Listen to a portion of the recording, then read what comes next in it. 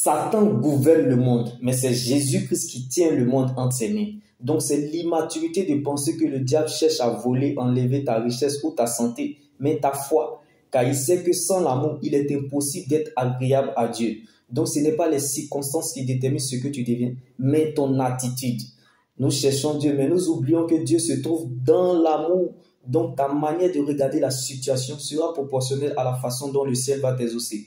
Ta manière de regarder Jésus sera proportionnelle à la façon dont Christ te voit. Alors, quelle est ta véritable source de motivation en cherchant, suivant et servant Dieu? Car on ne court pas pour ce qu'on est, mais on court pour ce qu'on n'est pas.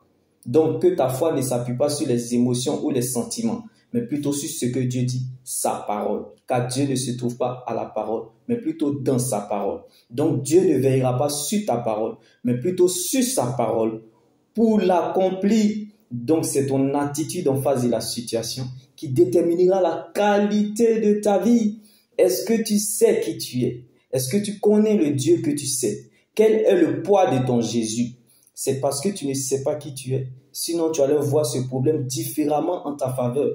Car lorsque Dieu donne les ordres, Satan exécute. Les anges sont en action. La tête tôt ou tard suivra son cours. Les hommes n'auront pas d'autre choix que de collaborer avec toi. Même tes ennemis voteront pour ton propre succès. Car le diable, Satan, les démons, vos ennemis, sont au service de Dieu, sont les éléments les plus essentiels dans le plan de Dieu pour votre vie. Ce sont les bons petits de Dieu. Ce sont les médicaments qui donneront la santé à votre destinée. Car l'oppression, la pression et la persécution sont comme un service militaire pour tout enfant véritable de Dieu. C'est dans le vent contraire que se révèle le vrai visage d'un enfant de Dieu. Donc, vaut mieux être blessé que de mourir. L'oiseau ne se fâche jamais contre l'arbre, car il est moins grave de perdre que de se perdre. Donc, vaut mieux garder sa paix intérieure que de chercher sa raison. Alors que la joie du Seigneur soit votre force et votre partage, et que Dieu prenne la forme de ce qui vous manque.